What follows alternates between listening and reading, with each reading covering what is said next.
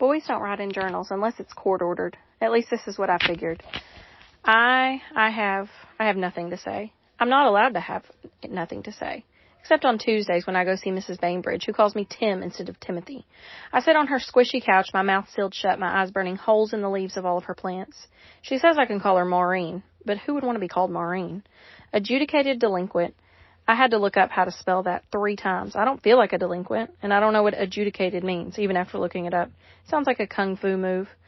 I adjudicated you in your face. Hi-ya! A whole year of this journal? Maybe I will write about the other people I see, like Jose, just being Jose. I'll pretend his life is mine, like I can still go hang out in our street whenever I want, Magnolia Circle, where I've always lived, with the manhole cover that makes a perfect third base.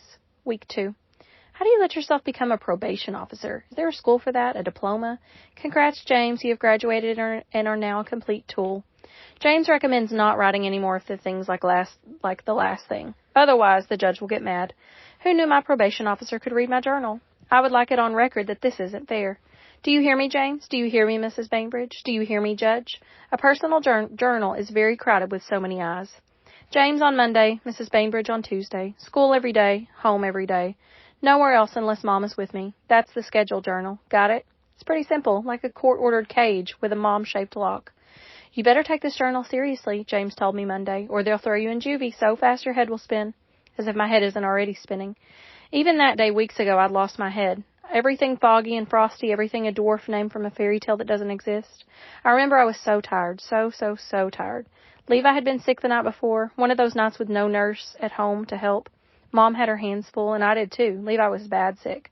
So I helped, running for towels, for meds, for the heavy oxygen tanks, for the suction machine, for the spare trach tubes, for the ties to keep the tube in his neck so he could breathe, which he wasn't doing very well that night before the morning, when my head was full of fairy tale dwarfs named Foggy and Frosty and Sleepy and Crazy.